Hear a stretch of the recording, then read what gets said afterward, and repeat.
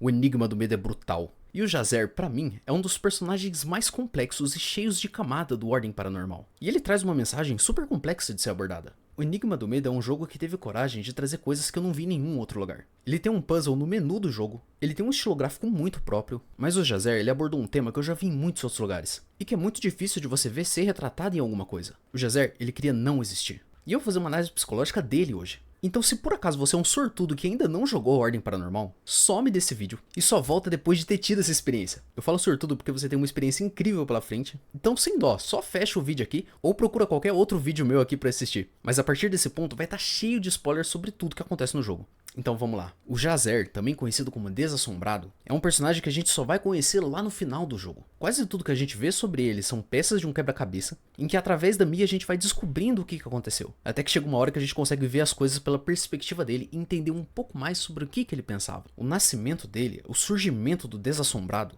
já é um evento muito significativo para todas as pessoas que estavam ali. Antes mesmo dele nascer, já existia um peso sobre o seu papel. Ele veio para cumprir a profecia da sua família, os Strahd, em que todos eles já depositavam um peso muito grande sobre o nascimento dessa criança. Todos tinham muita expectativa sobre quem ele ia se tornar. Como vocês já jogaram o jogo, vocês sabem que a família Strahd tinha uma profecia em que eles tentavam se encontrar com o Deus do Medo. Cada um dos membros da família tinha uma interpretação de qual seria o papel deles ali dentro. Então eles já eram isolados da sociedade e fomentavam uma crença própria, que era uma coisa que eles carregavam de família, mas assim que o Jazer nasceu, todos eles tiveram uma visão. E o Abraão, que era o pai da família, foi uma das pessoas que mais acreditava que poderia se tornar algo através do seu filho. Ele já tentava usar os filhos para se tornar alguma coisa dentro dessa profecia, mas com o nascimento do Jazer e essa visão, isso tudo se intensificou muito mais. E muitos deles viam o Jazer como um instrumento, um meio para se chegar nesse objetivo. Todos já especulavam o que ele se tornaria. E isso cerceava muito a sua liberdade de escolha, e até mesmo de pensar o que ele queria ser. Com a aparição do Desassombrado, o culto do medo só se intensificou, para não dizer que todo mundo pirou de vez. E aparentemente depois dessa visão, em um curto período de tempo, chegou esse primeiro pessoal da Ordem, com o Veríssimo, Calista, Sofia, em que eles resgataram o Jazer e cuidaram dele desde criança. A gente vê ali que a Sofia e o Veríssimo ocuparam essas figuras maternas e paternas dele. E durante a investigação da Ordem, muita coisa aconteceu. Eles perceberam que eles não podiam mais abandonar o perímetro. Se eles saíssem dali, eles não iam ter mais memórias do que aconteceu ali dentro. Então eles eram obrigados a ficar ali dentro por meses, talvez até anos. Eles tinham uma equipe muito grande, mas nenhum meio de contatar o pessoal do lado de fora. Então eles se organizaram ali. Cada um foi estudar uma parte, um dos eventos do que estava acontecendo com os Strahd. E a Sofia e o Veríssimo, aparentemente, eles se organizaram para cuidar ali do Jazer, para dar essa atenção e criaram ali a área do Desassombrado. A gente descobre que a Sofia era uma psiquiatra,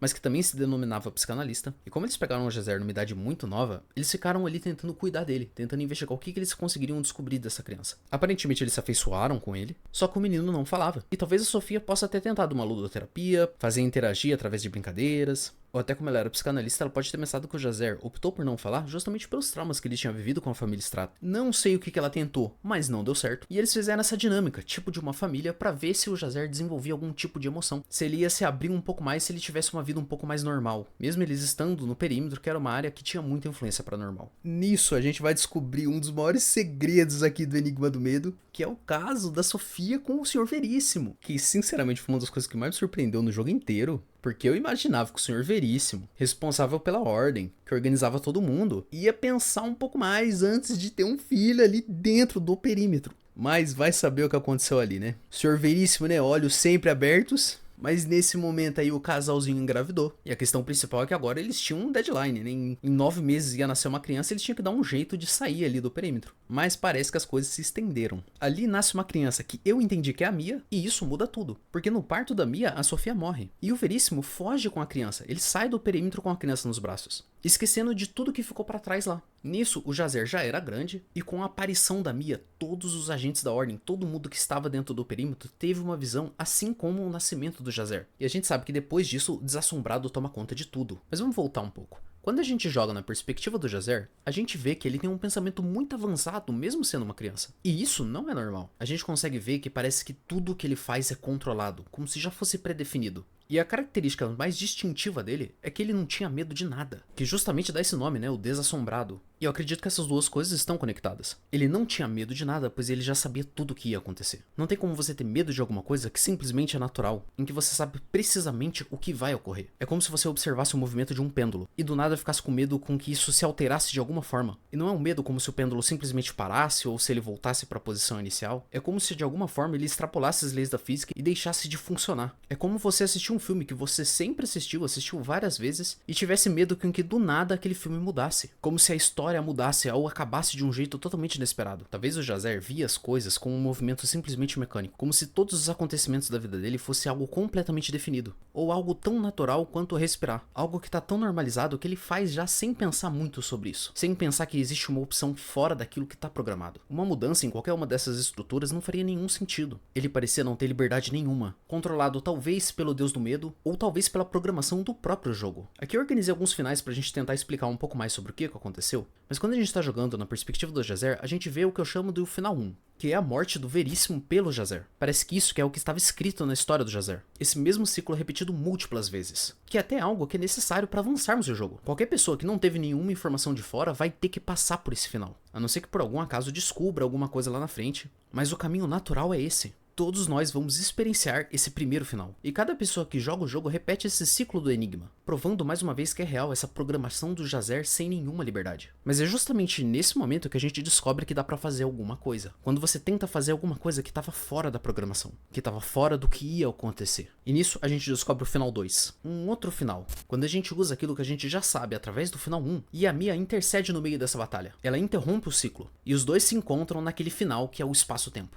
A gente tem um confronto com aquela entidade que é uma mão, que em algumas interpretações é o próprio deus do medo, mas mesmo depois que a gente completa todos esses puzzles, que a gente termina tudo que tem pra fazer ali, quando essa mão vai destruir o Lupe, a Mia troca de lugar com ele. E através da perspectiva do Lupe, a gente vai conhecer um final que eu chamo de o final 3, quando o Lupe busca pelo Jazer. E ali a gente vê uma configuração muito diferente de tudo que a gente conhece do Ordem Paranormal. Numa vida onde parece que a Mia nunca existiu, onde ela não teria nascido. Esse eu chamaria de o final 3. Um outro final em que aparentemente o Jazer ocupa um espaço na Ordem que a Mia ocupava. E aqui a gente tem pouquíssimas informações sobre essa realidade, a gente vê muito pouca coisa aqui. Através do contato com isso, a gente consegue entender o verdadeiro impacto que a Mia teve na história. A gente vê que a Mia, o nascimento dela ali dentro do perímetro, teve um impacto tão forte na trama, assim como o nascimento do Jazer. Como que ela moldou os eventos que estavam ali, em que a própria existência dela, a união entre essas duas existências traçaram essa história. Continuando nessa trilha, a gente vai chegar no que eu chamo de o final 4, em que depois de um papo super profundo ali com o Jazer, ele opta por não existir. E a Mia parece que ela é transportada para uma realidade onde isso nunca aconteceu, onde parece que ele nunca nasceu. Esse outro final, que eu tô chamando aqui de o final 4, é um cenário em que parece que tudo mudou, menos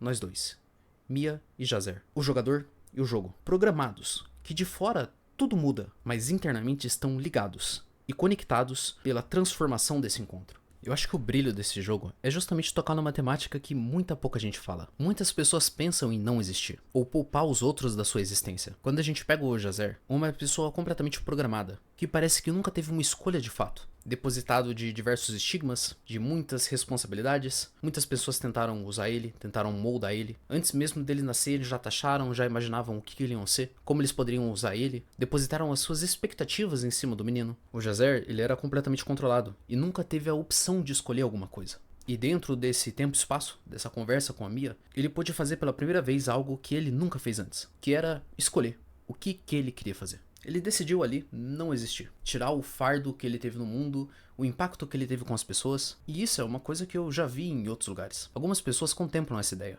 mas escolher não existir não está sobre o nosso alcance. Pois a gente sabe que o impacto da nossa morte, do nosso fim, afetaria muitas pessoas. Não é só um desejo de morrer. O desejo de não existir dialoga com que a gente livrasse o peso da nossa existência. Mesmo se você acreditar que a morte é o seu fim, você sabe que o fim da sua existência impactaria diversas pessoas. Ou que mesmo que você não se importe com o que vai acontecer depois da sua morte, e nem se importe com o impacto disso com as pessoas, o desejo de não existir dialoga com a ideia de você nunca ter vivido, nunca ter influenciado ou exercido pressão sobre nenhum outro evento no seu passado também. Como se você pudesse apagar o traço da sua existência do mundo. É algo que é meio complexo de conceber. E o Jazer impactou a Mia e todos que jogaram mesmo não existindo. O seu traço foi presente e não passa despercebido. É um desejo legítimo, querer largar o peso das nossas escolhas. E papéis que muitas vezes são deliberadamente entregados e colocados em cima da gente. Mas mesmo que a gente negue tudo isso e não queira carregar isso tudo, essas coisas simplesmente não vão se ausentar. O vazio e o nada são coisas diferentes. O vazio é a falta de algo. Geralmente eu gosto de explicar isso com um vaso, mas eu tenho essa caneca aqui, em que antes estava cheia de café. Nisso eu me apareço com o Calisto, mas agora ela está vazia, somente com o resto do café que eu tomei. A gente diz que essa caneca está vazia porque a caneca em si faz uma delimitação do espaço dela. Quando a gente olha para a ausência de café, a gente diz que esse objeto está vazio, mas ela não está preenchido de nada. O nada é justamente a imaterialidade, a ausência de algo. O nada em si não é nada. Ele não é o espaço entre a Terra e a Lua e seria o vácuo. O nada ocuparia um não espaço, uma divisão entre algo que não se divide. O nada é diferente do vazio. Não tem como você sentir falta de algo que não é. Mas ainda assim, muitas pessoas vão poder me afirmar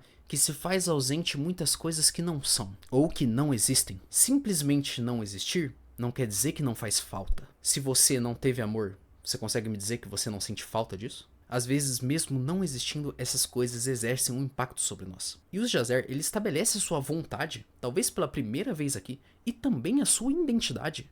Ele diz quem ele é quando ele opta por negar a sua própria existência, que antes ele só conhecia como delimitada entre controles e moldes ali do próprio jogo ou desse próprio ciclo, mas ele opta por encontrar dessa vez um outro final. E ainda assim, a Mia, eu e você fomos profundamente impactados por ele, mesmo ele não existindo. Todo o final do jogo, todo o enigma do medo, tem uma relação de propósito profundamente vinculada ao Jazer. Mas para concluir aqui e trazer uma mensagem um pouco mais material, é importante entender que mesmo que você tenha passado por coisas que você não gostaria de ter vivido, ou que tenha sido forçado a escolhas, mesmo que você não escolheu existir, você faz um impacto aqui. É comum as pessoas, quando estão passando por momentos realmente difíceis, depois que muita coisa aconteceu, contemplem essa ideia de não existir. Achem que não vale a pena. E talvez tenham até entendido essa diferença entre o vazio e o nada, e entendam o impacto que elas tiveram na vida das pessoas. Às vezes, você não sabe, mas você faz um impacto na vida de muitas pessoas. Como um irmão, como pai,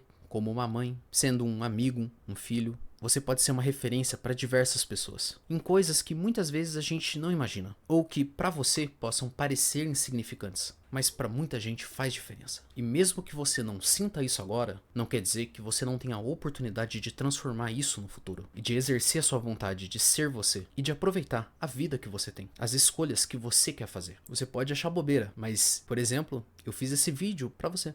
Poderia não ter upado esse vídeo, poderia ter jogado o jogo fechado e acabou a história aqui. Mas o meu propósito foi que você, depois desse tempo todo de vídeo, me visse aqui. Eu fiz isso pra você. E mesmo que na mídia digital aqui, muitas vezes a gente fica dessensibilizado, e você possa não estar acreditando nisso agora, você tá vendo isso aqui, faz diferença pra mim. Então, muito obrigado, e a gente se vê semana que vem.